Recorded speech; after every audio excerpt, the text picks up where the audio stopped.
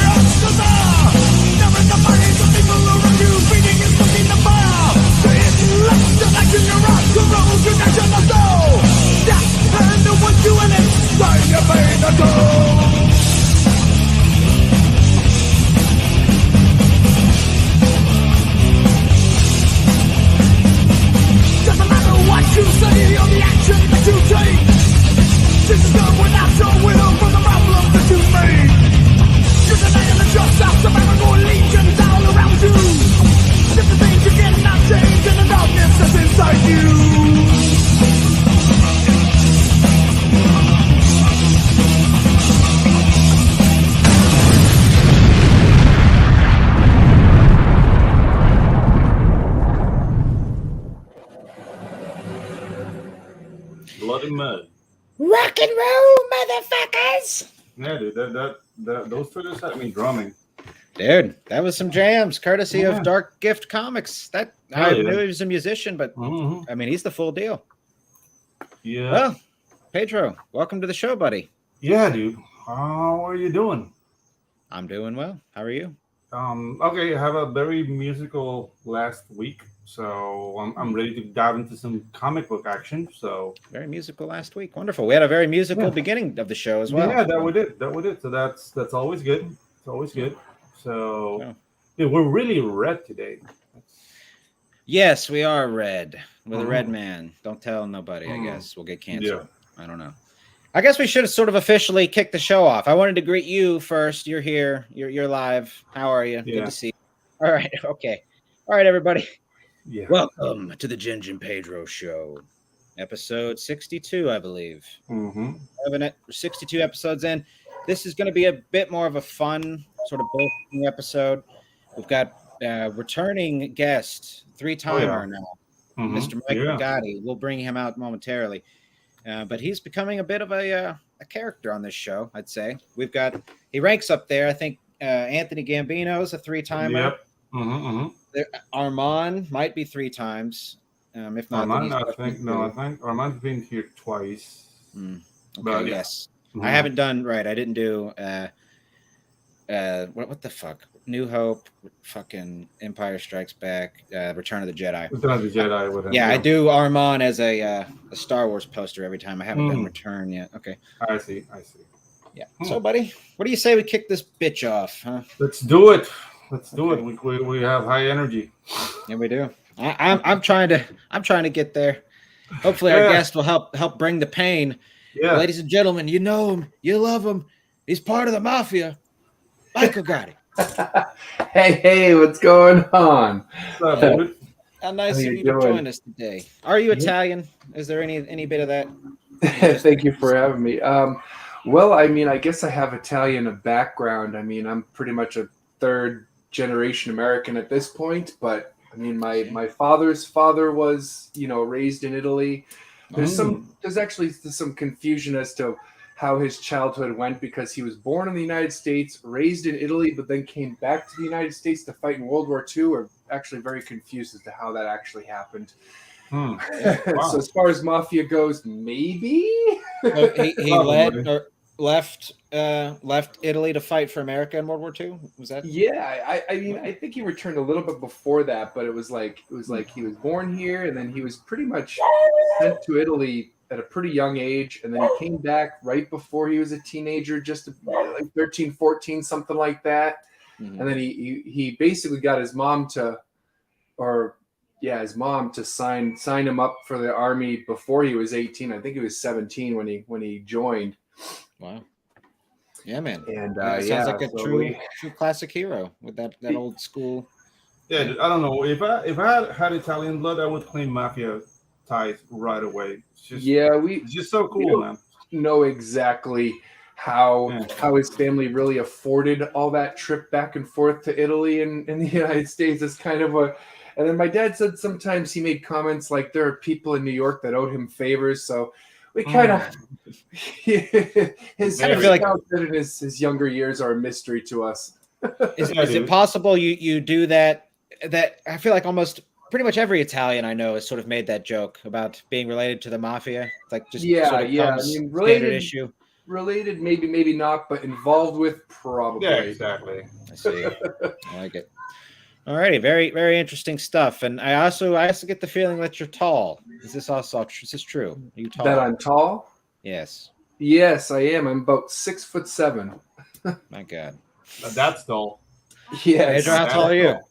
You're 6'7", aren't you? Me? No, I'm 6'4". Oh, he's taller. Goddamn. 6'4", still pretty tall. 5'9". I hold to that. 5'9". Well, you know what? That's what they consider. That's what they call average. So it's not short by any means. You're not short. But you look short next to us, Ginge. So this is true. Think about that. Yeah. Okay, I will. I guess I'll have to. Standing next to the shoulders of giants, not quite on, but next to. Yeah, not on.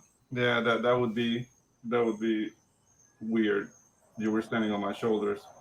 Yeah, it would be weird. We'd need something. There would be a good reason. We need to get this thing up here. Yeah, exactly. Hop on, let's go. For everybody to gaze upon. It happened to me a lot at the store. A lady I'll be shopping and some lady would be like, "Can you grab that on the top shelf for me?" Oh my God, like, I hate that shit. I mean, I guess I have no choice but to say yes. I don't want to look like an asshole. I don't know. Like, never said no, just once. Lately, I've been telling women to empower themselves and look for their goddamn top shelf shit. Leave me alone. Open the pickles by your own, by the sweat of your own brow. Exactly. Empower yourself. No, I don't do that. But yeah, it gets unnerving, especially like if you're at making groceries and there's like this old lady following you around. Yeah. Well, I haven't had them follow me around. Usually it's just that one time in one aisle, but they follow me around. It's just kind of like, okay, what's going on here? Yeah, like no, there was like, can you please help me? Like, oh my God. So the 12-pack, that's a lot of asses, lady. Now, guys, I think that might actually be the move. Let me offer you this. What? Let's say that you are particularly tall, or I'm sorry, particularly short, right? Mm-hmm. So that's gonna make going to the grocery store difficult, just generally speaking, because most things would be higher than you. So what better to do? All right, you get to the store 10, 15 minutes early. You post up outside. and you wait for somebody tall to go in, and then you just follow them around Yeah. and sort of be there anytime you need something. It's like, oh, we just keep bumping into each other like this. Yeah. Yeah, there it is. The thing is, like, I do have this old lady that basically, like, dude, like, everybody gets paid here on the 15th and by the end of the month. So whenever I go to this particular grocery store, she's there. Oh, wow. And she follows me around, like, help me out. Like, lady, you're like 70. I can't even ask like for sexual favors or anything. This is just out of the goodness of my heart. And dude, that expired a long time ago. Like, I don't know. I'm not a good person. You don't want to put her in a pretzel, Pedro, just because she's an older broad? No, I want to stick her in the fridge, actually. Like right behind the ice cream, and leave her there. Oh my! Put her up my shoulders and give her a balloon. Yeah, exactly. Okay. I guess I'm a little crazier. Let's say hello to Neff, everybody. Yeah. Hey, Neff. Thanks for sitting through this utter hogwash. And I do just want to show this off. We'll be busting this bad boy open. Had this for a couple weeks. Been meaning to open it on the show. Just keep forgetting. Oh, yeah. So. Alrighty. Okay, so Mike. Throws it away.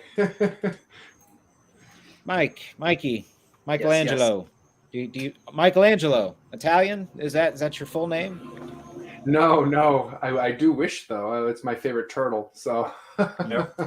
Oh, dude. Okay, well. Dude, I don't know. Like, not everybody goes for Mikey. Like. Yeah. I don't know. No, like, right. Donatello is my jam, but I don't know. Like, most people are like Raph or Leonardo. Like, for some reason. Yeah, I think you're right. Most the people senses. do prefer Raph and Leonardo, and then in the comics, the last Ronin, it pretty much they pretty much kind of ended that comic. Little spoiler alert here. They kind of ended that comic basically saying that Michelangelo is the best. Yeah, It's essentially he was essentially the only one. Again, spoiler alert, living. Right. Yeah. I read the first 2 issues of that and just stopped going to comic shops, but not because of that book. It's a really great book, but I just stopped going to comic shops. But yeah, no, Raphael and the I'm sorry, fucking Donatello, or which one's the blue? Which one's the blue? That's Leonardo's the blue one. Right. Raphael and Leonardo, those are the 2 that are kind of like always vying for the sort of leadership position. Yeah, for leadership, yeah. Yeah. Right. Okay. Well, that trope started with the movie, the 1990 movie. Yeah. Because if you watch Raphael in the cartoon before that, in the 80s cartoon, he's actually snarky and breaks the fourth wall, but he's not like brooding or like a rival to Leonardo. In fact, there really is no rivalry in the 80s cartoon. No, not really. I don't know. Like, the things that you hear in the song is Raphael is cool but rude. Yeah. Leonardo is a party dude. But rude. Party. Yeah.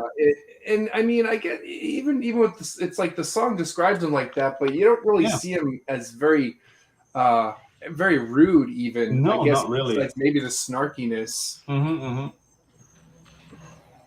I gotta see that go too again. far. It can take it to rude. Yeah. I guess 1980s rude is a lot different than 2023 rude, right? Yeah, 1980s rude kind of rocks. I think it was a way more.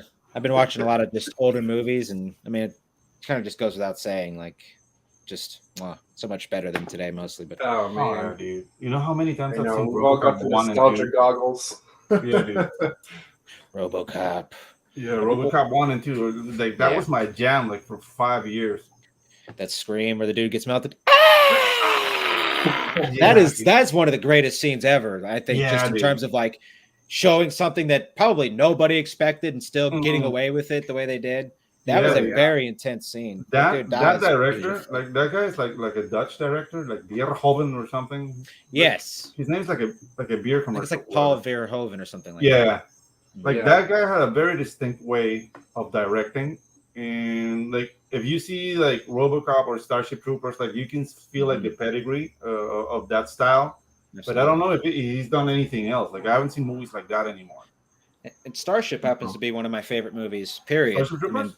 Oh yeah, dude. Right. Like, I just find that movie. It's, if it's campy, then it's like It was so like it's almost like a perfect stepping into somebody else's reality and just existing in it and accepting it. And then as you come out of it, you're like, God damn, that was well done. Yeah, like it may have been silly and over the top, sure, but I thought the thing is that you suspend disbelief. Like, for example, like the whole idea of OCP, like this corporation that it's telling like the government of Detroit what to do. It's not that far from what we have today, but no, it's not really that in your face. You know what I mean? So it's like a caricature of reality, but you know it's a caricature because it's too on the nose. But I actually appreciate that movie because of that. They were having fun. I don't think they really expected. I'm not sure that every sci-fi movie is like a sort of, like prediction of the future. Yeah. They were just probably having fun and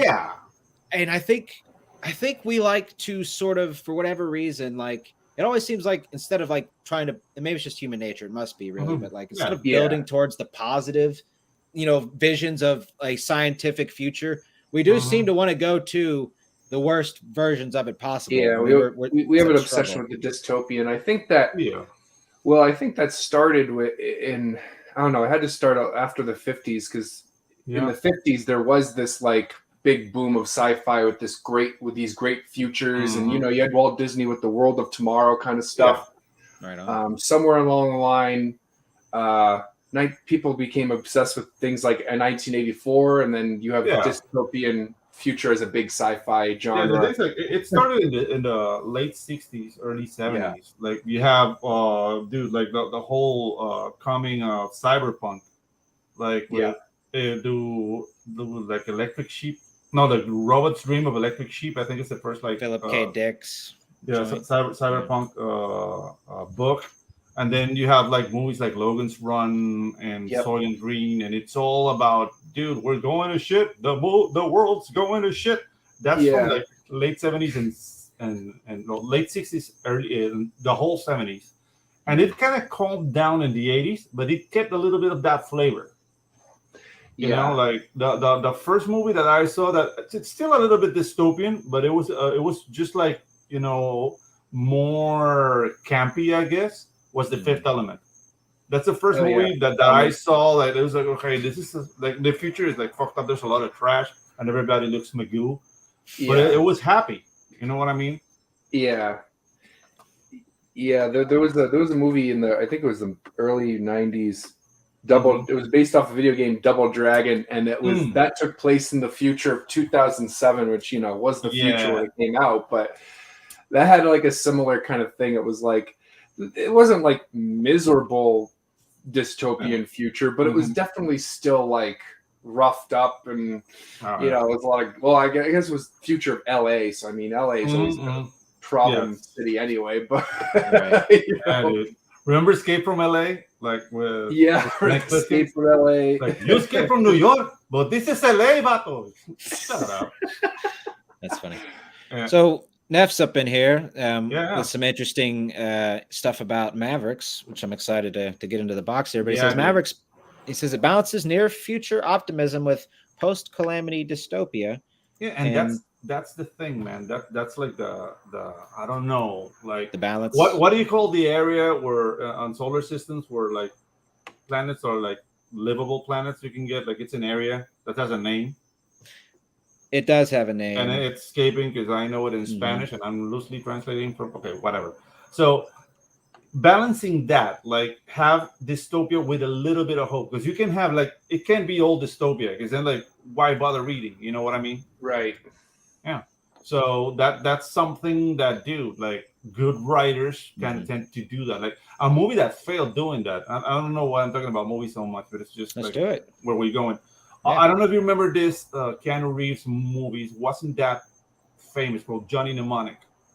Johnny Mnemonic. I haven't seen it, but I'm familiar loosely. Yeah, dude. It's like these guys are like they smuggle information in their brains, so they like upload information and then they go from place to place. And I don't know, like the thing, that movie failed because it was all like doom and gloom all the way up to the end, and there was no redemption of anything. Like I don't know, that movie kind of depressed me.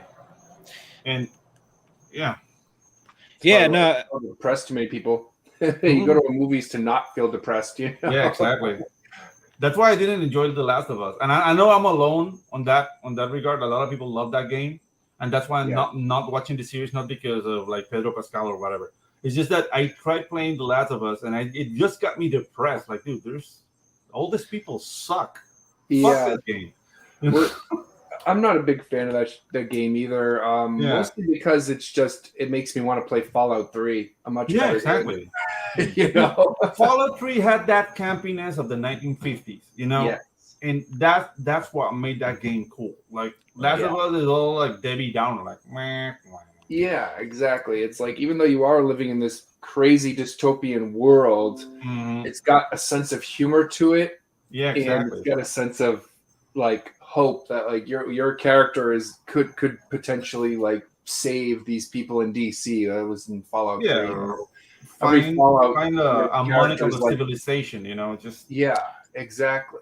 yeah. I do think it plays into that sort of element of dystopian again. I think we've kind of conflated like writing depressing material as somebody that is deep or like philosophical in a way. You know what I mean? That just tends to be where like the modern philosophy goes, is to tear everything, to see through everything and to be able to tear it down, and that somehow makes you more intelligent than the rest of us. Right. I don't know if there's something to that or not, but yeah, Yeah, there is like a way that people do want to write like that. You know what I mean? Like, Oh yeah.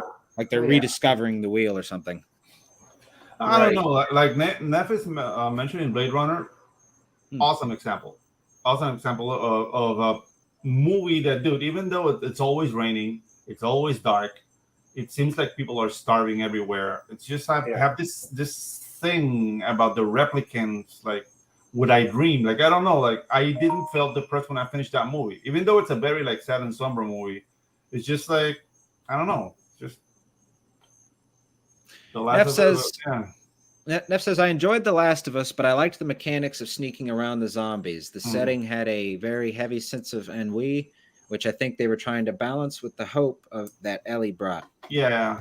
Did you play the second one, Neff? I haven't played either of them. They just snuck past me, I guess. I mean, I don't know. It took me a long while. Like, I liked The Walking Dead when it first came out, and then I just kind of fell off and got a bit of zombie fatigue and slipped. Too. But I have heard that the story is great, and I haven't seen any of the show. I'm likely not going to. I just don't care. I didn't care about the game. I don't care about the show, really. And we'll see. I mean, I got a million other things to watch. I've been watching a lot of just nonsense. Anything I can find, really, that's like not modern day. Yeah, seriously. Neff says, fuck no, I didn't play the second one. I'm not a Yeah, exactly. I mean, I've only heard horrible things about the second one, and since I only played like the first stage of the first one, and I got like, nah, not for me. Because that's the thing, like I couldn't play what's the name of that? Space something horror space. Dead Space. Mm-hmm. I couldn't play Dead Space. It's like, dude, no. Do you like horror games, or do you not like being scared? Is that the secret? Is that what we're sort of uncovering here, Pedro? No, dude, I love Eternal Darkness. It's one of my favorite games on GameCube. Yeah, I wasn't a fan of Dead Space, but not that I'm not a fan of horror games. I mean, I do love the Resident Evil series. If you can Silent Hill was awesome. Consider them horror. These days, Resident Evil's gotten a little more. Well, you know, people mistake Resident Evil. They are horror survival, but they've always had a certain amount of camp to them that exactly. They don't ever take themselves too seriously, and I think that's what pisses people off about the latest installments, because like Resident Evil 6, I liked Resident Evil 6, but a lot of people did not. Is that the got ridiculous real fast. I haven't been gaming seriously for years. 7. Okay. Yeah, so 7 brought it kind of back to its roots a little bit. It was a little more scary, but it was the first person is what throws me off with 7 and 8. I did get Village, which is 8, mainly because I watched people play it online, and I'm like, you know what, this actually looks pretty good. I'll give it a try. And I got through the vampire part, and then I got bored with it. Yeah, I played. I have the 7, I guess it is. I was just too much of a bitch to get through. Like I couldn't get past the first boss, and I was just genuinely too scared to continue playing. Like and I missed the shotgun early on, so just like trying to get through that first boss was like just a fucking pain in the ass. Oh yeah. Yeah, dude, that's the thing. Like those games are designed for you to get the things you need. If not, it's gonna be really hard and frustrating. Yeah, exactly. But yeah, like I don't know. Like ever since my Xbox burned out, I got like the red ring of death. Oh no. I got so mad I haven't bought a console anymore. And so I used to play like PC games, but dude, I don't have time for that anymore. All I do is comics. Yeah, man. So not a bad idea. No time for gaming. Not a bad problem, really. I have to say my gaming is definitely declined. I was playing a lot as a purposeful. This was like my first. I'm almost 3 years, quote unquote, into comics, but like my first year, I was playing a lot, and then my buddy, like just before getting to writing or work for the day, it was like, all right, my best friend moved to Orlando like that Christmas. So we were playing the shit out of some Warzone. I live in Panama City. It's like 6 hours away. It's just how we were staying in touch. And then his Xbox broke, and he has just not fixed it for like what has to be like close to 2 years now. So I really stopped playing games. It's like the day games died for me. Yeah, that was it. Damn you, Xbox, with your red ring of death. I've got a PS5, and I mean, I've got. There are games coming out this year. This year is probably going to be a pretty good year for the PS5. We got Spider-Man, we got Final Fantasy 16, we got a whole bunch of other things. Resident Evil 4 remake, which is awesome. But I mean, I haven't played much since I bought it in 2021. At least as far as PS5 games go. I think Ratchet and Clank's the only actual PS5 game I own. Everything dude, I remember Ratchet and Clank. That was an awesome game for the PS2. Well, there was a new one that came out for the PS5, and nice. I liked someone told me about the mechanics of like this portal mechanic where it like takes you into a new world, and there's no loading screens because the PS5 is a lot faster than consoles used to be, and so I picked it up, and it's really, I mean, all PS5 games are beautiful. But it feels really good. The separate like vibrating motors that the controllers have gives you a really interesting experience. So like when it vibrates, sometimes it feels like if you're trekking through mud, there's like the vibrations are small enough where it almost like you almost get the feeling. And then there's the trigger, right? It feels like you're actually the trigger gets like tight, I guess you could say, and it feels like you're actually pulling a trigger for a gun. It's kind of cool. Nice. I don't know if I'm enjoying this language because you're saying tightness and vibration and if get your fingers up in there, Pedro. Yeah, exactly. If you take this conversation out of context, I guess it would sound like I'm talking about a sex shop or something. Yeah, exactly. Yeah, you were very descriptive in a sort of slow, deliberate manner. Looking back at it, it's like real life feeling. Like you'll feel it. You'll feel it real good, you'll feel it in your taint.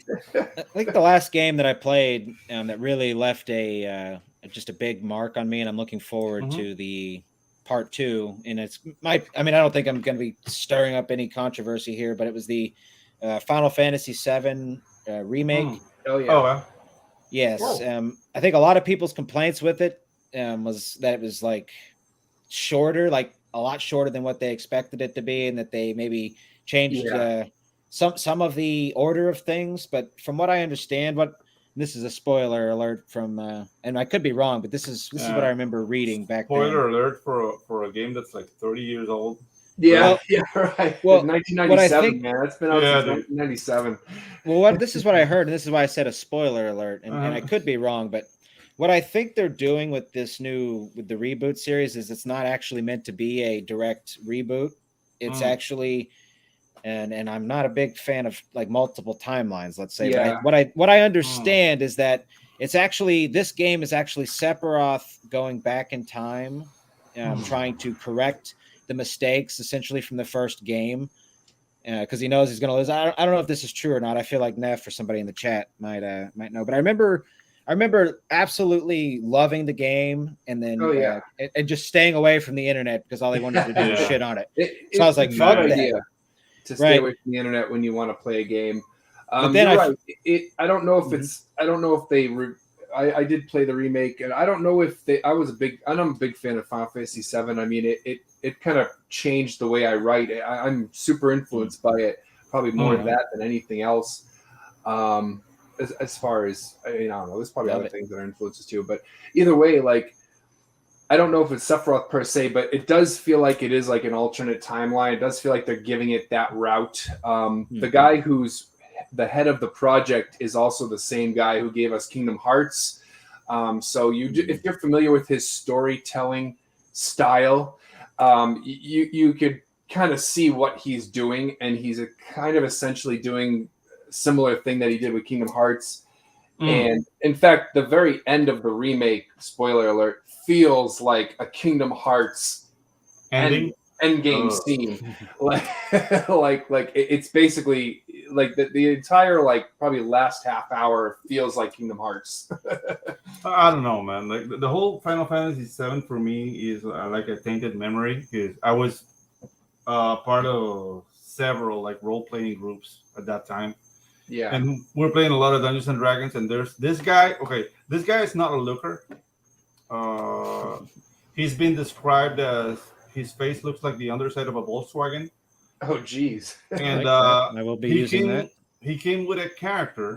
He came like with a character sheet, and when he described the character, it was Sephiroth. I was like, dude, you don't look like Sephiroth. And the end killed him right away. So. I don't know. A fitting end to a fool. To a fool. So whenever I remember Final Fantasy VII, I remember that guy, and poor guy, he was just devastated. Like my character. Man. Like, no, yes, he took a poison dart to the neck. Yep. Alrighty. Poison dart to the neck. Yeah. Yeah, just grab a poison dart frog and rub it on there. Yeah, exactly. Yeah, right. Do y'all have those in Panama, Pedro? What, poison dart? Yeah, it's called Rana Dorada, and yeah, it's very deadly. Damn. But some tribes use it, but they have all been shot. So you can come now. You're safe. All right. Okay. Well, that's glad to hear that we're destroying the rest of the indigenous out there. Yeah, exactly. Yes. Let's carry on that mission right here on the Ginge and Pedro show. What do you say about exactly. Yeah, we're wave that sensitive flag. like that. We're sensitive like that. Yeah. I'm just kidding. Y'all know. So, dude, are we gonna do this unboxing or what? We're halfway into the show, or do you want to keep it for the last? What are we doing? What are we doing? Well, I mean, I was gonna save it for last here, but. But dude, like, I know, I'm holding that hostage. Damn it! Yeah, dude, he's sticking around for as long as I have this thing. The thing is, like, I know that box comes with a lot of goodies. It is. So it's not like 10 minutes. It's not 10 minutes a show. That shit. Okay. Yeah. let me make some way here. Let me clear off my little station. What are you doing? Me? Oh, I gotta make my own. own. Hey, look at that. Look at what he's got. Yeah, dude. Oh, all right. Pops Van Zandt, a man of the community. You're muted, buddy. I got them all.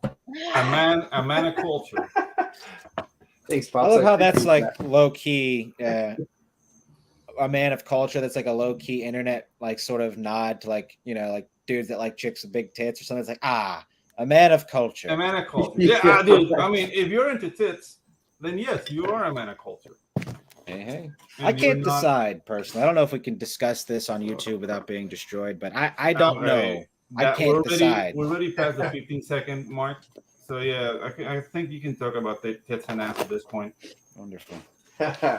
Mindless TNA, right? Yeah, exactly. I guess and that's the thing. Like, I think it's kind of cruel that they make men like decide. Like, are you an ass man or a boob man? Yeah. Why can't you be both? I'll tell you what, in that box right there, Mark, in that box right there, Ginge, there's a lot of shit, bro. I am opening her up right now. There's a lot of goodies in there.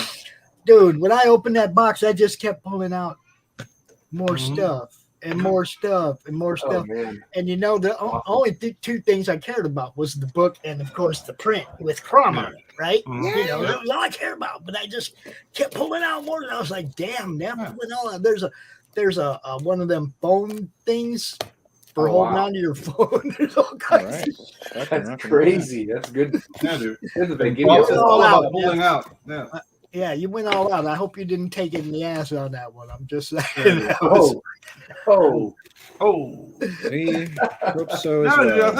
I think Nobody wants to Neff take like it. ran a tight campaign, and dude, like it's one of the guys that made me proud. Like the amount of product he put out, and Yeah, he was there's a whole- timely. that's so, what yeah. I mean. There's a whole bunch in there. I hope he didn't cost himself out of any profit. That's what I'm saying. You know. Yeah, I got you. That's I will say I'm having a time getting this thing open, but gentlemen, I think I just managed to do it. Yeah. All right. And I appreciate the strong seal. And Neff says he's just hanging out doing dishes. So Yeah, we got him. Ladies and gentlemen, we got him. we got him All locked. right. Okay, so I actually myself backed the Crom edition because that's, and I've sort of mentioned it a few times on this show, but I'll say it now. I don't know if it was the launch of Mavericks. I don't know if that was the launch date on that particular Crom panel that I was on, but when I launched Spells and Superheroes some time back, Neff was on Pops' channel doing the Crom print that Pops was just talking about. So I went ahead and that's what I got right here. So I'm excited. Let's go ahead and maybe start pulling around here, gang. So Yeah, do there it. we go. Here's what we got. Right. I might have some. Okay. Let me read what's doing my That looks fingers. sexy. Very nice. Very nice. Oh man, this has got some heft to it, guys. This shit is like, this is some pounds. I like it. Woo. Okay. The Pop Socket is doing great online in the e-store, Neff says. Rock and roll. Cool. Love to hear that. Awesome, dude.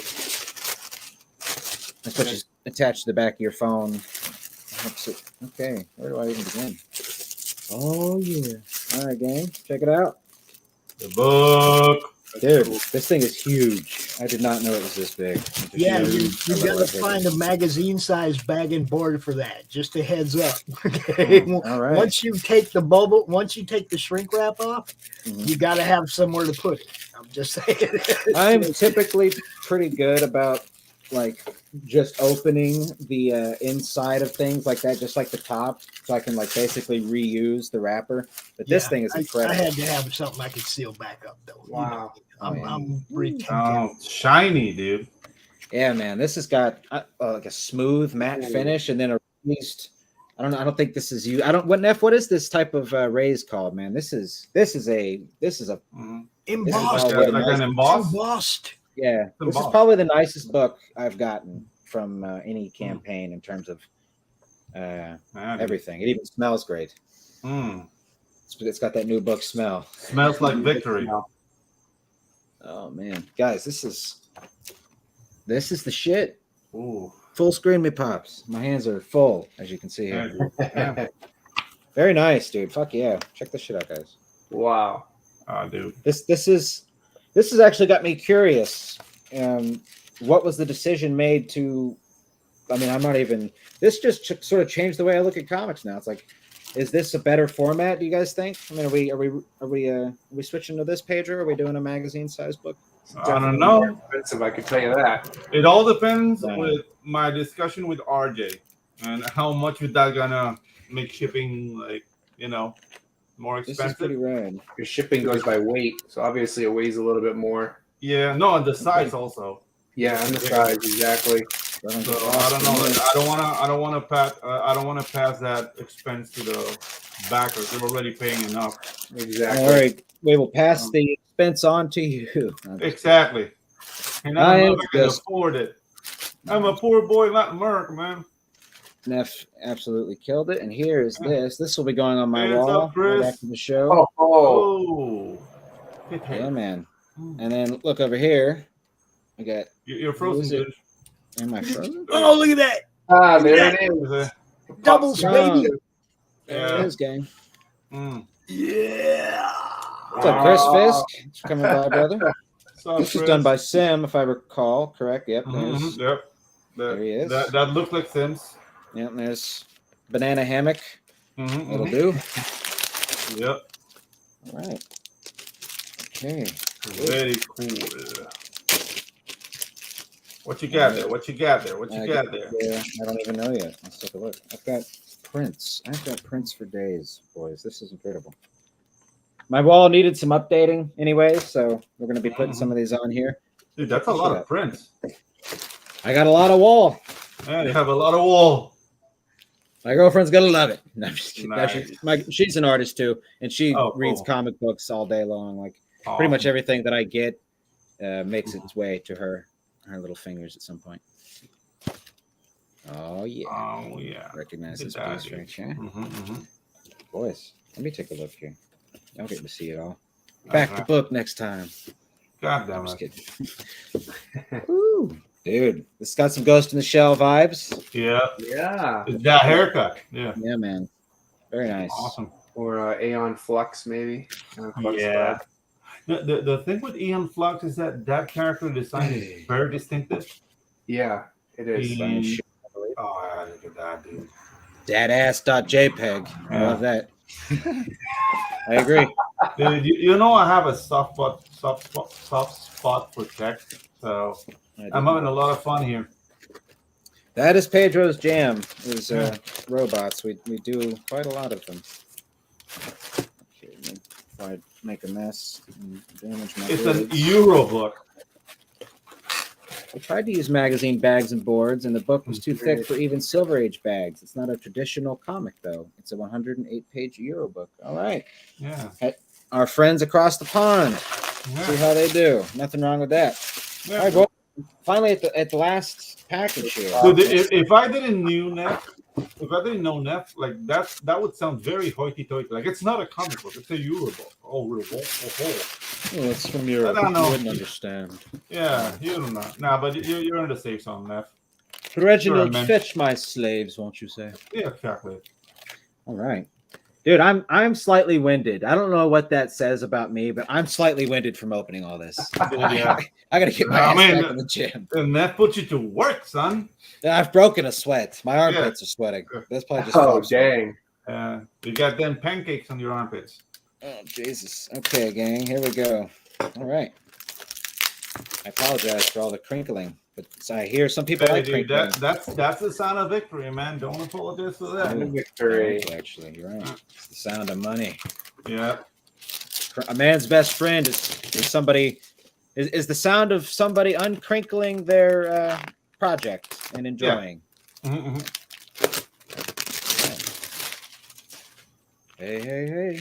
Got some standees. All Recognize these right. from Chris Fisk, Yeah, dude.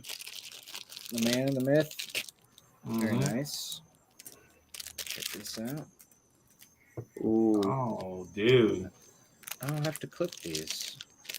Not these. Little shrinky dink? You see what I mean? It's a Euro. It's not a comic. It's a Euro book. Let me put one of these together real quick. See. Ginge is getting the meat sweats. Dude, I'm actually sweating, and I'm not even joking. But did I you was have me? slightly So- winded. No, I did have some weed tea before the show, so I don't know if Oh yeah, that will get in the way. That will get in the that's way. helped out any. But let's Yeah. put this bitch together. I'm gonna have. Dude, I gotta set the little battle scene in my house. Yeah, I'll keep an eye on my set. It's gonna get Ooh. There you upgraded. go. Oh, dude, look at that. Yeah. That looks pretty sweet. Yeah. Pew pew pew. MFer. Pew pew MFer. Oh man. Yeah, dude. Okay. Lots of standees to do. I mean, I did a map with spells and superheroes, and had like D&D little squares so you could put standees on. So maybe Neff at some point in the future, maybe do like a backdrop type add-on to where you can like combine with the miniatures with these to sort of help set the full scene. Oh yeah, dude. Might be cool. Maybe you could probably do it with a print or something. I don't know. Just my gums here. Oh, somebody get Chris Fix a mint julep. Like he gets the vapors. Wow. Honest to Beauregard, I do declare. I do declare. I have a I case do of the declare. vinegar. All right, we got some pins. I'm getting promoted, All right. everybody. Yeah, there All you right. go. There you like go. it. Sky Marshal Mulpraise. Oh, there you go. Sky Marshal Ginge, please. Sky Marshal Ginge. Sky Marshal Ginge. Let's That's keep right. it. Marshall Keep it, Gins. we'll keep it. SMG. SMG. Yeah, dude. Oh, that's actually that. Now that rolls off the tongue. That actually, you may have just created something. Mhm. I'm just gonna pin myself here, gentlemen, if you don't mind. Having a little fun. You're gonna today. pin yourself? Yeah, pin yourself. Yes, I will pin myself, but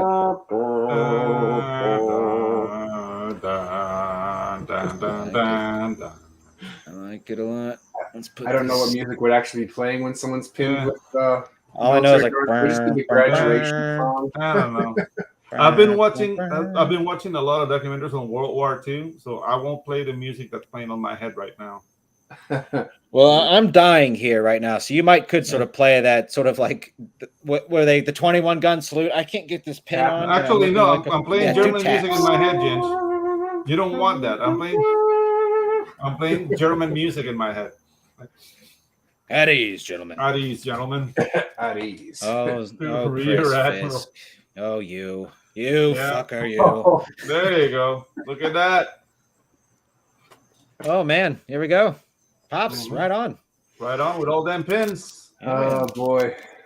Neff, what is the Ooh, significance boy. of this character right here, buddy? Is this from one of the pilots in particular? Or? Yeah.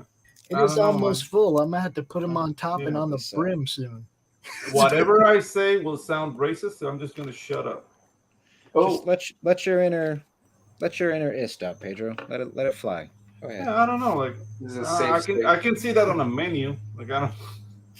Oh, Right? Okay, but what is it though? I don't Blue know. Guy pan? I don't know. I don't know. I'm an orange chicken guy, personally. I'm Throw getting some spice hungry. in I there. saw that and I got hungry. Okay. Okay, I had a good idea, everybody. Good Okay. idea, Ginge. We wanted to do everything that we've seen offered on other campaigns, but stretch goals will be more elevated on the next campaign. I like it. Awesome, Yeah, dude. yeah, Awesome. man. And Dude, like bang for your buck. It's just beautiful. one of the biggest like bang for your bucks campaigns I've seen, dude. You put a lot into it, Neff. Congrats, man. I don't know how you make that work, but it worked. I'll tell you what I think in the long run. Ultimately, What's for me, if I were doing something like this, which I still have some of my spells and superhero stuff left over, I Mm. think ultimately the long run, like this is stuff that maybe you reuse over time and Yeah. offer on a Gotcha. store. And that's like one of the cool things about creating everything is once you have it created, like once we have the comic done, guess what? You got the comic done. You can do whatever you want with it for the rest of the time. Yep. Yep. Okay, so I got some patches. What the?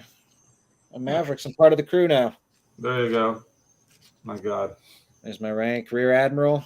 Yeah. Watch your rears, everybody. Yeah. I won't be doing anything to them. Try to So. stay away from wheat tea when you get on your mech, James. Just to clarify, this Rear Admiral really wants nothing to do with your rear. So Mm. Yeah. Hey. It's I a can't even rank, decide if I'm a baby. tits or an ass man at this point. Yeah. So Rear Admiral was a weird thing to promote me to. But we got some Mhm. trading cards.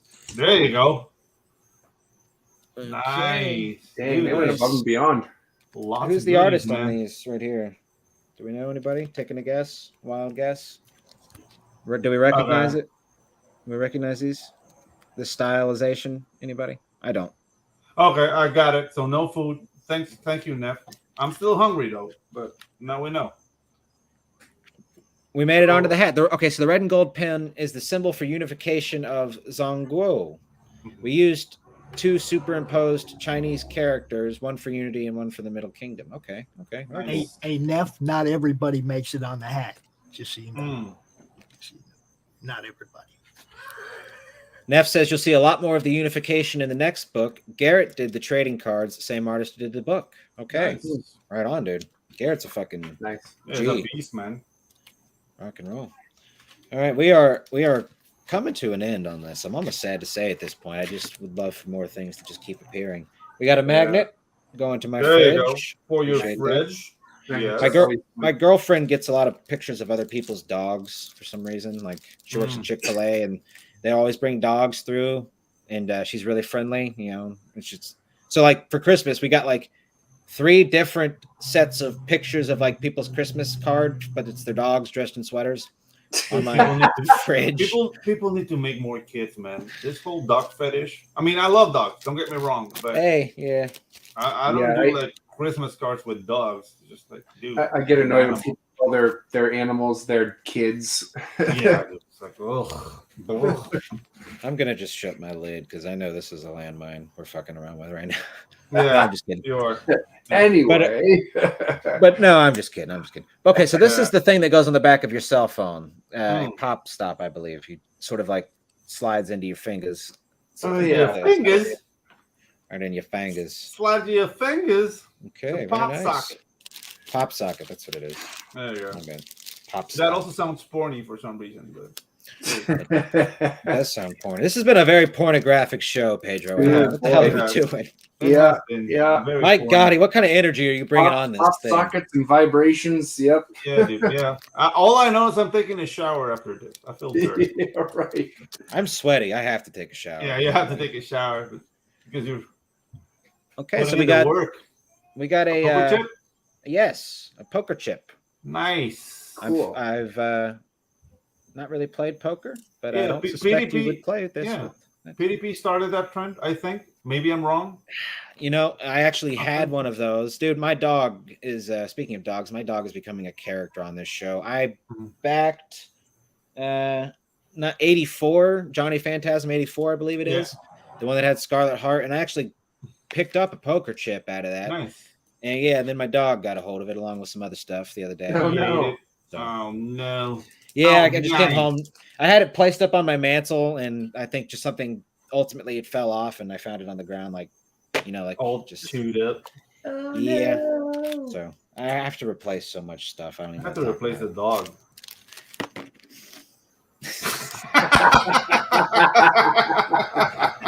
Sorry, man. Sorry. It's all good. But no, that's it. I've done it, gang. We've made it through. Dear God, this was incredible. Thank you. That's awesome, man. Awesome job, sir. Wonderful. Hey, All right. can we be back on the show, Ginge, please? I think we can. Let's do it. I've had my attention. go. I So told you Neff, last this week. is for you, sir. Golf clap. Awesome job, sir. Awesome job. Oh yeah. All right. We all. Yeah, never mind. Okay. You could sort of clip that noise, and it would just sound like a bunch of sort of circle jerking. But Exactly. Yeah. Oh, circle jerk. Yeah. There's that energy again. Yeah, you see. I'm just trying to leave that note as awkward Yeah. as possible. Just how long are we going to sit here just on circle jerk? Yeah, dude. So okay, so what's in the future for Earth's best friends, man? Yeah, man. Enough circle jerking around. Yeah. Yeah. Let's get back on the show. Well, I've had to do some rebranding, and so what Pops had Volume 1 is actually pretty much going to be a rare book because I've discontinued the Volume 1. I've now kind of gone the route of individualized episodes, kind of what everybody else does. I was trying to separate myself from the herd by saying, well, I got a volume. I'm a graphic novel guy. And now it's like way too expensive to do it that way. Yeah. So Pops has a 1 in maybe like 20 or so prints, give or take. You know, I don't know how many books I've printed of those, but yeah. Thank you. I appreciate the quality campaign for sure. I appreciate that. And so now I'm going individual books. I'm actually working on that right now. I'm up on Kindle, and I'm printing through Lulu. On my website, it's just easier to go to my website than to tell you what the URL for those things are. Just go to my website, and that'll get you to where to look at my stores in those respective places. And the website's now earthsbestentertainment.com. So it's Very cool. You remember that it used to be too. Mhm. And what I'm working on right now, I just completed my 3rd superhero faction called the Tween Titans, and the first episode of them, and it's pretty awesome. Gene Pedroso, my artist, he's working diligently, he's working hard. He got COVID back in December, which delayed things a little bit, but you know, he's a trooper. It's like as soon as he's better, boom, he's got a page for me. It's crazy. Awesome, yeah. So yeah, and I think he even got me one like right on New Year's Day too. He's like, here's a page, and I'm like, holy shit, dude, you don't have to work on the holidays, like, God.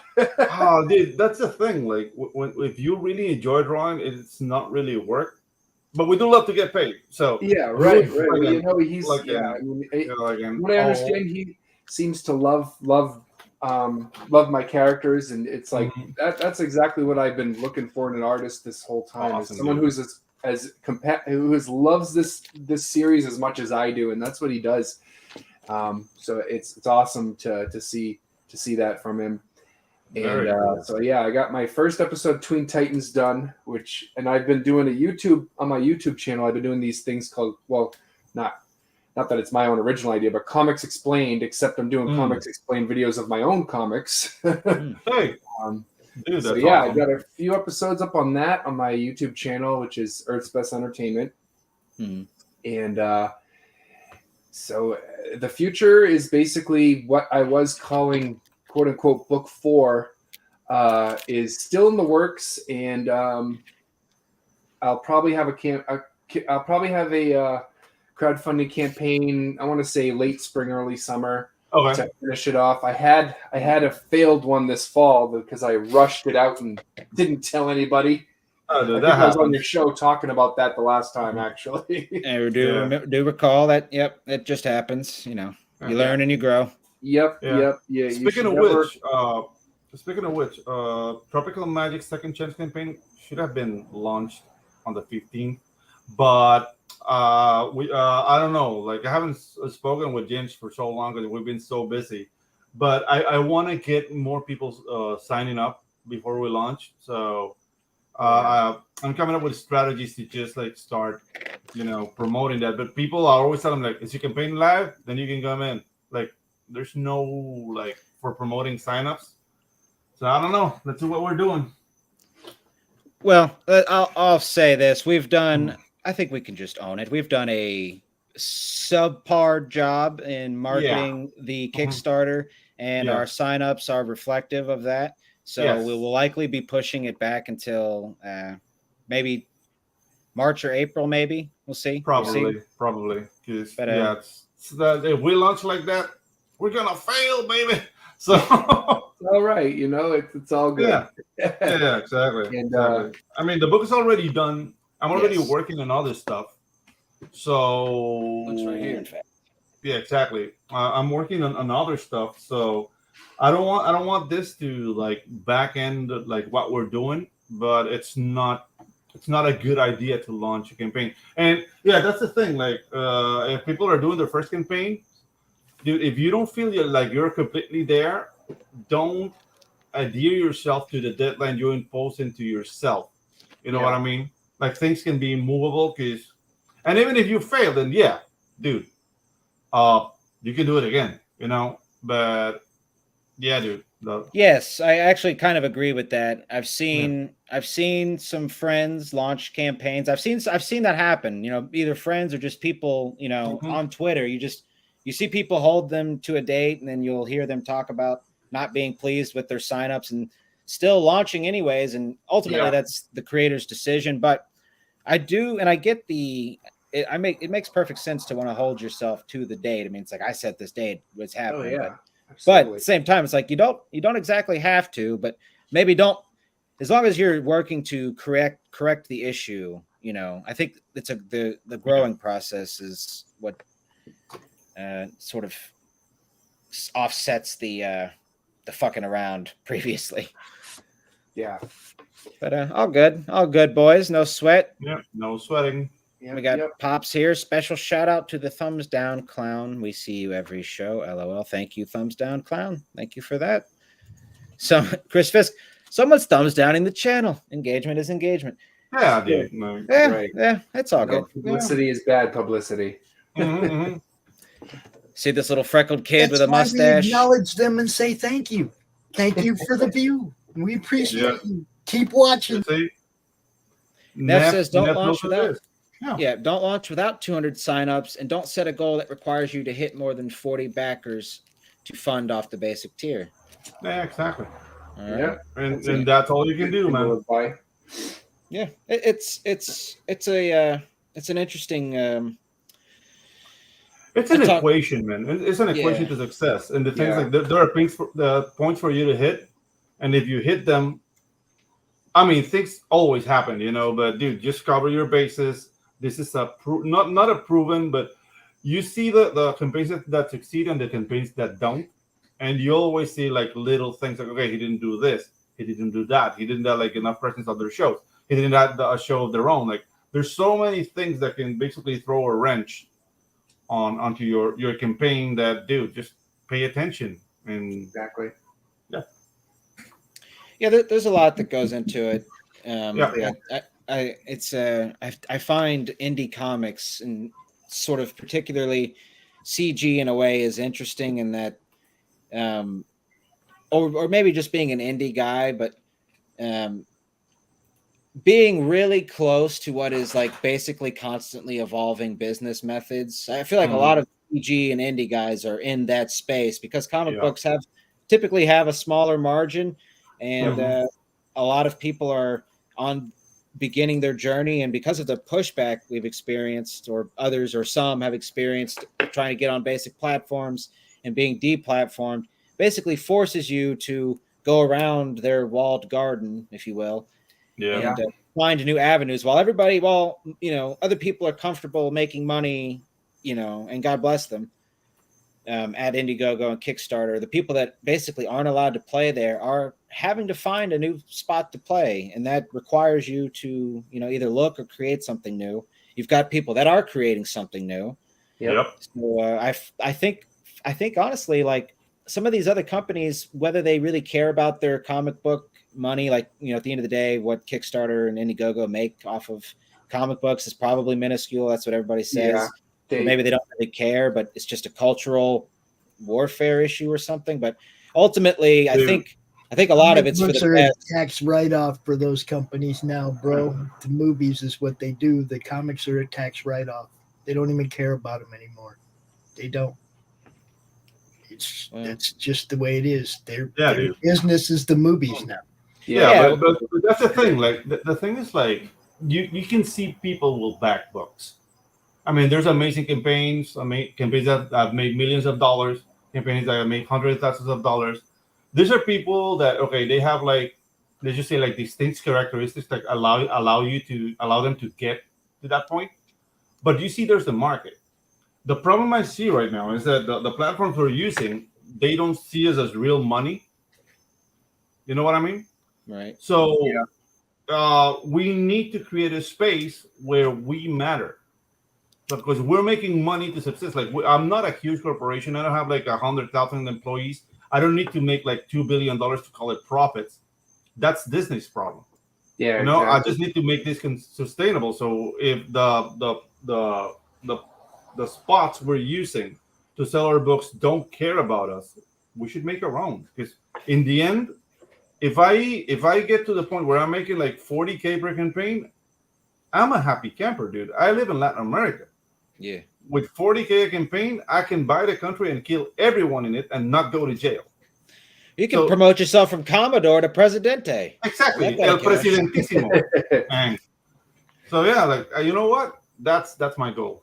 I want to be Presidentissimo Ang for 2025. Let's do it, baby. So, can I like chip off a little piece of Panama? Is that asking too much? That's asking a lot. I understand. I'm asking for a lot. I can give you an island. How about that? What if CG just takes over Panama? Dude, it's feasible.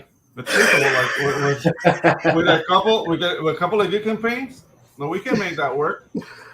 We just take over the whole country, right? We could all move there. We could. The thing with Panama is that we're very welcoming to foreigners. Dude, like the U.S. was here for 100 years, and like if you guys come down here, like you'll be normal. It's not like, oh my God, gringos. Like that was happening in the rest of Latin America. Here, dude, we have like GIs and U.S. bases and like the Panama Canal for 100 years with American presence. We could just go take it over.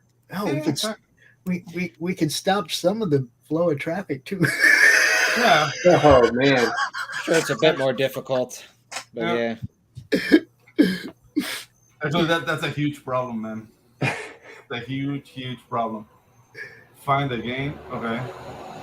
There's a website called Find a Game or something where DMs and GMs offer their services and post their games. Go put up some Infinitail listings, hit the FLGS, teach the system, and have people have them. Two people and have them run games for you. We have 3 different game streams. We do a tabletop demo game stream. We have 2 D&D game streams, and we're starting another one the last Saturday or last Friday of the month. We're going to start doing Fallout 4. Yeah, dude, you better stop that D&D game, dude. We got to keep doing it. Otherwise, you'll anger the wizards of the coast. You got to keep doing it all, dude. See, you're going to get sued. Pissing people off as a talent, bro. I'm so good at it. I mean, this is not this kind of show, but that Wizard of the Coast thing, to me, is funny. Like, let's kill all the fan base and all the goodwill from the community we didn't build, because they basically that was like grandfathered from TSR, like the whole D&D community, and that was stuff essentially. Yeah, they just destroyed it in one leak of that OGL 1.01. It's just dude, nobody trusts them anymore. So, I'm not really surprised, honestly. Me neither, man. I think we're gonna get microtransactioned to death ultimately, and there's just gonna be people are gonna try to keep pulling this stuff, but I don't see Chris Fisk here. He's creating his own system. I'm not sure how much it relies off of a D20 idea, but at the end of the day, Pedro left, but that's all right. I'm sure he'll be back. But Mike, I'm gonna keep talking to you, buddy. Okay. But at the end of the day, no, there he is. What happened? Welcome back, partner. Yeah, I have no idea. But no, at the end of the day, it's just people are gonna leave D&D behind, the same as I'm sort of talking about with these big 2 eventually. I think the whole reason they're after these other creators is because of the amount of money that they make. So not only that, dude, within that OGL, they are messing with people's IPs, because the things you use the system, but people write their own stories, write their own books. They only use the D&D setting. Exactly. So in that deal, they can basically not take your IP away, but they can use it to perpetuity, and they don't have to pay royalties to you. So basically, they're stealing it from you. Yeah, it's yours, but we're making the money with your idea, and we're keeping all the money. Ha ha, you freaking dork. That's what they're doing. That's one of the things. And that's the thing. Ash and Jackal. I started playing 3.0. That's when I started playing role playing. We evolved into 3.5. I didn't play 4 because it sucked. And the thing is, when 5 came out, I told the DM, dude, I enjoy 3.5 better than 5. It's just I don't know, 5 is more streamlined and whatever. And then you have D&D Beyond. It's dude, that's all hooks. You can have the books digitally. No, you need your library of books, like a real dork. When your friends that don't play come to your house, they kick your ass because you're a nerd. That's what D&D is. Let's go play. And it's carrying a that was the good old days. Yeah, dude. It's just right now, since it's all online, they can take it away from you. You own digital books. Yes, you do. And a cloud. They cut access, you ain't got shit. And all that money you paid, it's gone. And yeah, dude, they were talking about subscription, GMs have to pay $30 a month to have access to all the libraries. Dude, they're going the way of Adobe, man. So corporations suck, man. That would, if I was a big, I've played D&D and I've certainly, I guess I love it. I enjoy playing it and play it with, my buddy that moved to Orlando. Yeah. We played some 5 and we played the hell out of some Star Wars Destiny, I believe it was called. Yep. Fantasy Flights, Star Wars D&D. It was really rad. I just ultimately I don't really see this panning out for Wizards in the long run, and I think No, it is not just going to really. force people to create new To systems. evolve. Let's say hello to Ash and Jackal. What's up, Ashen? Hey, buddy.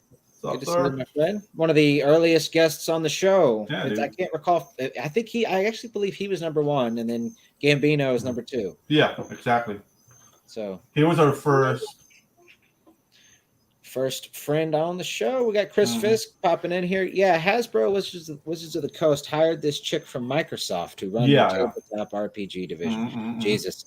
D&D is woefully under-monetized. I mean, yeah, that's what happens when you hire people from video games like that. Execs who she's there to make some money and figures probably something like they're gonna get the hell over it or stop playing. From the little information I got, this is the chick that destroyed Halo. That's with all the microtransactions and whatnot, and now she's doing the same thing for Hasbro. So, congratulations, Hasbro! You're getting just like what the Joker. You're getting just what you deserve. You get what you fucking deserve, Hasbro. I wanted to chime in on what Neff said right here. It's like get people to engage in the fluff before the crunch. Don't roll out the game, but playtest groups are a thing, and demo streams are great to get people not only interested in your game, but also you get to pimp your book while you're talking about while you're playing your game. It's kind of what we do every other Friday. Dude, I don't know, man. Like, all the D&D games I've played in my life, none have been in Faerun or Eberron and any of those settings. Like my GM friends, they make their own worlds. Yeah, and that's how we roll, dude. Like this whole thing to me is stupid. Because if Wizards of the Coast of Hasbro want to make me stop playing, they have to come to my house and point the gun at my head, like, let go of the books. Like, I mean, What if they did it, Pedro? They sent some dude dressed in all blue robes with a big ass beard, just a wizard from the coast with a 45. I'll say Mossberg Gandalf. Speaking of books, look at this monster. There you go. Look at this monster. Very nice. Now we're gonna start playing this the last Friday of the month, every Friday. Yeah, Friday night. I can't show it on stream. I'm loving play. Yeah, we got Friday as game day around here now. I don't have to work on Friday. I get to play freaking games. I love it. Nice. Yeah, dude. I can't show it on screen Ginge, but I have a Mossberg 12 gauge. So rock and roll. I welcome Gandalf any day to come stop me from playing. Yeah, well, hopefully, that's the thing is Wizard's never late, nor is he early. He arrives precisely when he means to. So he will have the element of surprise at all times. Dude, you have to be on your. I'm the Spanish Inquisition. No one expects the Spanish Inquisition. Yeah. No, but I wanted to get into some Vampire the Masquerade. I came across that. Was fun. The thing with Vampire the Masquerade was what, dude, like god chicks. Yeah, they will always ruin your game. Oh. No. You guys ever play Mutants and Masterminds? Oh yeah, dude. favorite like through 20 games ever. That system's got to be pretty crazy. We played one game of it, and it just basically felt like you could kind of create as powerful of a character as you really want. Oh yeah, dude. But it's a superhero game, so obviously. If we're getting dorky here, like I actually GM'd Mutants and Masterminds game, and I basically leveled the power sets because, like, I told the players, like, okay, like it's a World War II setting. Superpowers it's like an arms race, so you're gonna be getting syringes wherever you go. Oh. So when you inject the syringe, it's a superpower, but you have to roll to see what superpower you get. Yeah. What flaw you get. Ooh. So if you get super strength, if you roll like 2 failures in a row, your character goes mad for 5 rounds. So he will attack anyone. Yeah. So doing flaws like that, if you're a speedster, like you get dehydrated and then you lose constitution until you like drink water again. So that's the thing, because the problem with Mutants and Masterminds is that you can go like wherever. You can make like galactic level like superheroes. Yeah. And then like Yeah, dude. Like that's the only thing I didn't like about the game. So my solution to limit it was doing that. Yeah, that's a cool way to do it. Yeah. We didn't have any flaws. It was funny. My character specifically was, well, actually I did have a flaw on him. It was basically like I could do whatever the heck I wanted as far as like I could teleport, I could shapeshift, I could do whatever I wanted. But when it came to actually battling, that was when my powers would kind of malfunction. Nice. that was the counter to that. But everybody else was just like normal superhero stuff. Some guys were fast, some guys were strong. You know, my guy was just this weird, like I think we called him the god of chaos or something. Oh, dude. Yeah. You know what's the worst one? We had this speedster that got killed by a pack of dogs. Oh, That was man. very funny. Yeah, because like he was escaping like this like German from World War II. I don't want to say the word facility. Yeah. And he basically like he's like running, but he failed once. He failed again, like you dehydrated and you fall flat on your face. And the dog just came like, yeah, he was sad. Ashen brings up a good point here, but let me hit Neff first. He says, Mutants and Masterminds was quaint. Yeah. Call me what you want to break out the champion system from Palladium games. But Ashen here, he kind of hits on the point I was trying to make earlier, is I remember way back in the day playing a Vampire the Masquerade PC game that I really thought that was cool, but I've never played the system.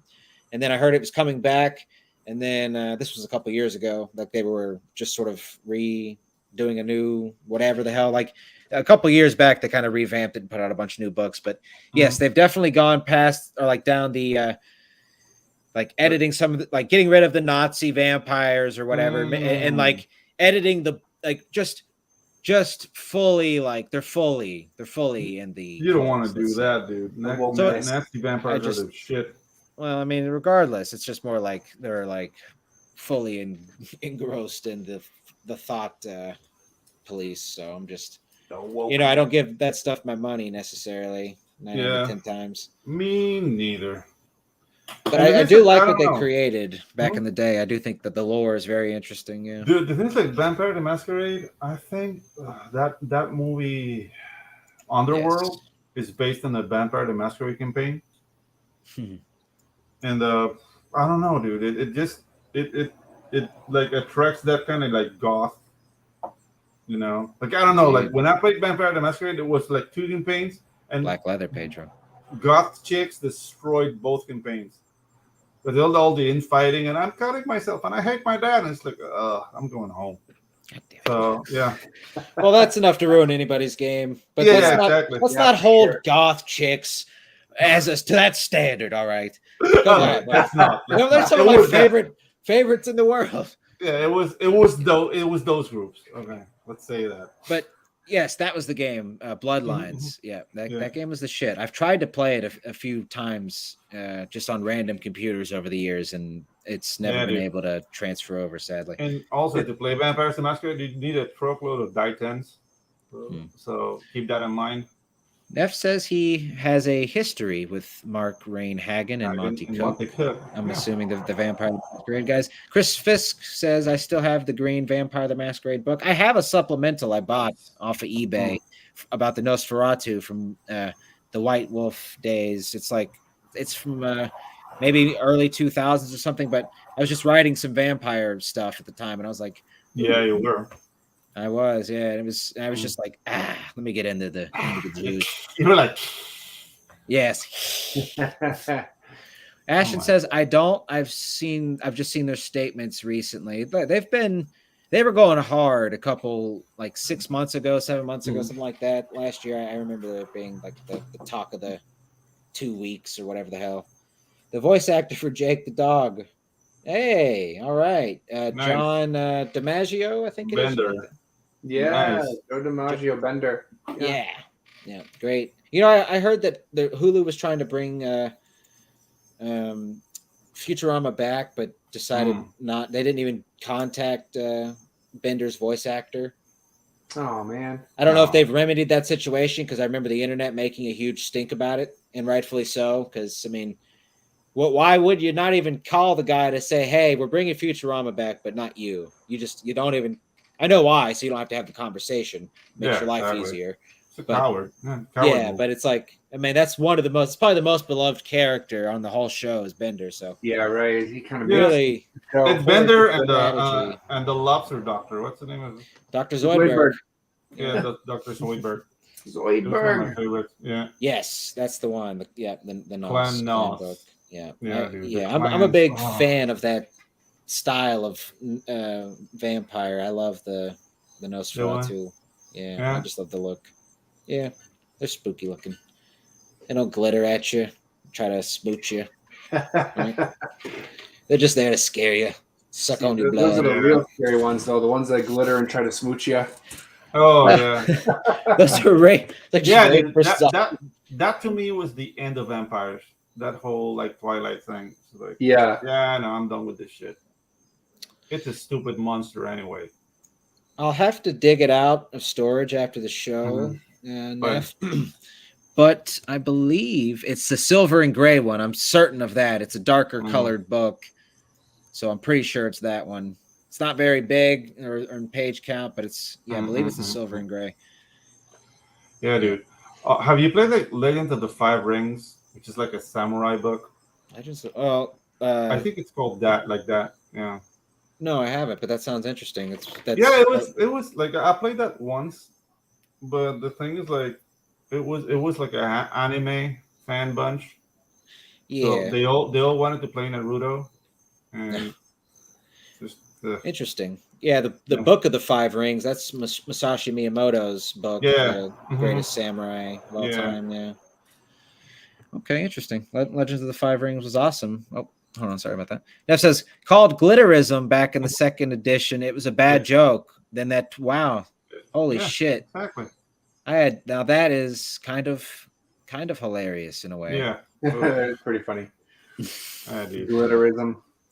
And then that 50 Shades of Grey series, if I'm not mistaken, was started off as a fan fiction of Twilight. So it was a pornographic fan fiction of Twilight that turned into its own book series, and the crap that gets published, man, I tell you, like I'm working my ass off for my. No, dude, the thing is like, dude, are you getting people to jerk off to your material? That's the question. That's the thing. I guess I'm not. I mean, I guess there possibly is the furry community for some of my characters, but besides that, no. Yeah, we're doing this wrong, gentlemen. Not a group. We're doing this wrong. Sort of revved up, and also like, I mean, that's just an interesting question. It's like, do you want to write a book that gets somebody's grandma who shouldn't be reading it, like she's on the train or something, just getting all sorts of riled up, reading your work?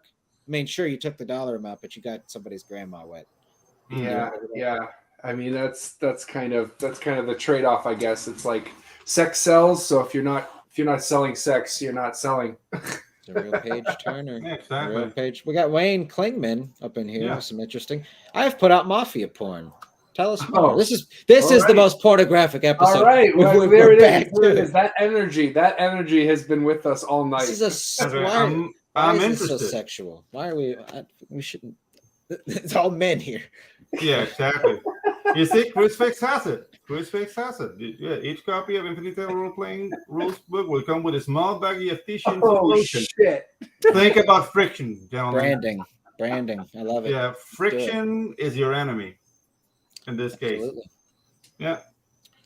Interesting. Okay, I think we're digging ourselves into a hole. Should we like call this quits? I don't know.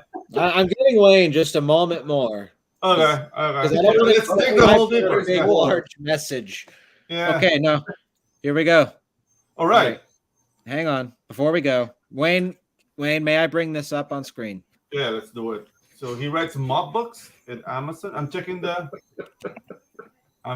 right now, man. Is smut. Bring it up, Exactly. Can you bring it up, buddy? I'll share your screen. I would love to take a look. This show is smut. It is smut. You know, that's actually that's how you get engagement in this thing. I think. Yeah, there you go. This is true.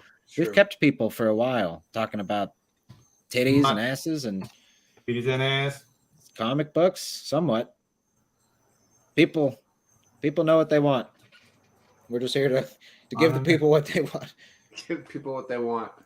All right, just wait for this mafia porn. I wrote one on the mob in the 1920s. You naughty man, Wayne. You naughty man. Mafia porn.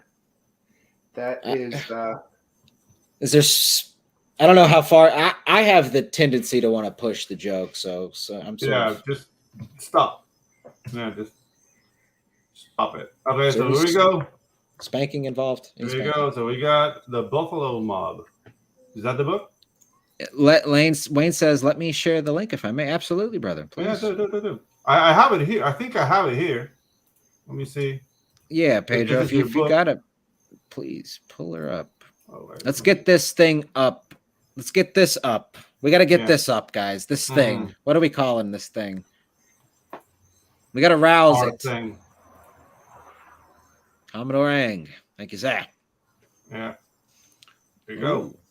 Okay. The Buffalo Mob. The return of to the Queen City. You got to sort of do it in a dirty kind of voice. Yeah. The Buffalo Mob, say the return of organized crime to the Queen City. Return of organized crime to the Queen City. I was thinking a bit more sexual, and Mike's got the. I don't know, dude. It's close to the true crime voice too. It's like in a world where men can wear women's panties. Oh, whoa. That's the world we live in, buddy. It is. That's true. It's true. 2022, 2023. Of the arm. No, so this is the mob porn, Pedro. This may just be. Is this like a? This may just be true crime facts. Is it true crime or is it like a novel? Books. Two different books. The Buffalo Mob is the one the Buffalo Mob is the one we're promoting, but the Porn Mob is a different book. Okay? Get the porn mob up. Get the porn mob. Which do we get first? The information or the porn? That's pretty much what the industry is, though, right? Is like exactly a mob. The porn industry is a mob. Yeah. So basically, take care of yourself and then instruct yourself. I see. Whacking has oh, you son of a bitch. That's number 2. Chris Fisk. Yeah, this is a normal mob book. Whacking has a different meaning here. But nice. Good stuff. Nah, dude, but it looks cool, man. Yeah, very nice. There's a good YouTuber, I believe he's called the Mob Reporter. He covers a lot of, Italian mafia, but just basically any kind of sort of major-ish criminal organization within America, barring the politicians. Yeah, dude. We got Mr. Big. Wayne is a new sponsor of the network. Hey. Yeah, well, thank you, Wayne. All right. Thank you, Wayne. So, God bless you, buddy. Dude. Is this the porno one or no? No. We got the porno one up, Pedro. I don't know if you... That's the porno one. Yeah, this is not the porno one, man. No. Like I would know. This is a regular mob book. Oh, yeah, my loins would know if this was the porno book. It is not. Start getting that tingling feeling, and then it's yeah, exactly. That tingling sensation, my friend. Yeah. Well, the Buffalo Mob, they're the mob. They'll get you. Yeah. Yes. So is the sit down. Yeah, Michael Franzese. I believe I'm saying that right. He's got a really great YouTube channel. Sammy the Bull, Gravano. He's also got a YouTube channel. They're just fun to watch. Interesting guys. Okay, I guess we'll leave the porno alone then. My co-host is just not doing it. In a strange perverted twist, we've kind of gone full circle here. We started the show off talking about the mafia, and here we are again. Golly. So you see, we're professionals here. Wow. We really did. This whole show has been that's been the theme. Porn and mafiosos. Okay. Well, on that note, everybody, I guess we will go ahead and call it a day. All right. We got Chris Fisk heading out. Let's say goodbye to Chris real quick. Got a jet. Have a good one, everyone. Don't forget to smack that like button like it's a snitch. Oh, that's right. Yes. There you go. Later, nerds. Thank you, Neff. Later, awesome job on the project, dude. Yeah. Okay, wonderful. That's pretty sweet. Felix Haas, thank you for coming by, brother. Hey, Felix. What's up, dude? Okay, Michelangelo. Yes. Mike. Thanks for coming by, buddy. Hey, thanks for having me, man. It's a good time. It was a good time. I had a lot of fun on this show. It was a good change of pace, just hanging out, and I imagine we'll be doing more of this when we can spare it. Sounds good. Okay. All right. Good night, Wayne. I hope you have some not too wet dreams. You know, you got to change your sheets all the time. Moist, not wet, yet moist. Or maybe you do. Maybe you do want those. And then you get up and then you write it. And maybe it's some of the best stuff you may have ever wrote that day. Ever. All right. On that note, everybody, we will catch y'all next week. We got Anthony Stokes coming on, the writer. He's promoting, I forget the name of the book, but we will have him on. That's awesome, Ginge. Yes, indeed. I have already read it, though. And it was pretty decent. I'll say that. I enjoyed it. Yeah. Awesome. Awesome. Okay, gang. So we will catch y'all next week on the Ginge and Pedro.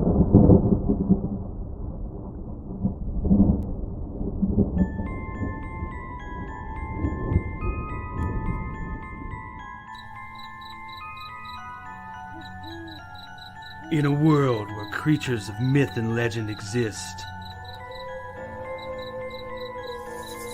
a covert task force is charged with keeping humanity safe from supernatural threats. And when young Nancy Moon stumbles into the eternal battle between good and evil, she finds...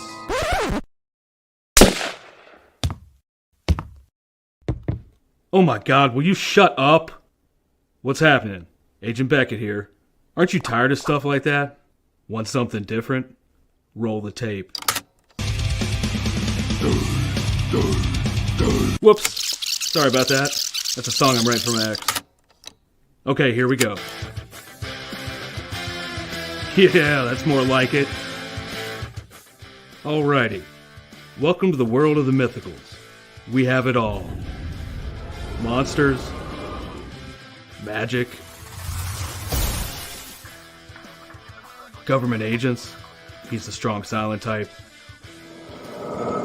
This guy. Ugh, gross, dude. Get some kind of cream or something. Lots of 90s style action. Pew pew pew. And that strong female lead alluded to earlier. Not to mention a dashing field commander with a great sense of fashion. Look at those glasses. South River Studios presents The Mythicals, Issue 1. Buy it, if you dare. Ugh. Will you can it already? How'd you get free? Now beat it before I lose my cool. So what are you waiting for? Sign up today. Like right now. Sign up today on Indiegogo.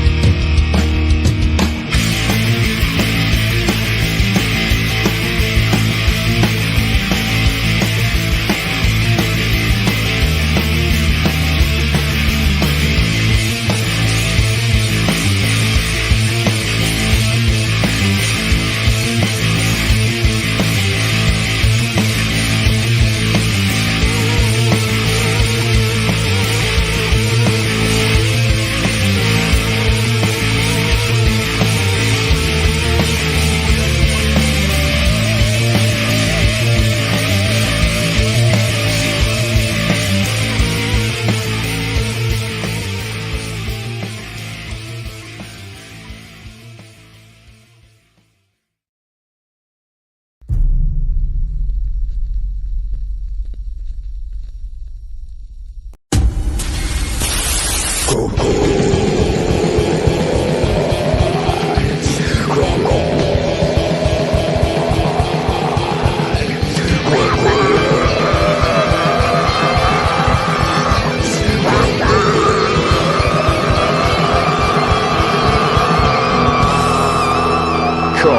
get some.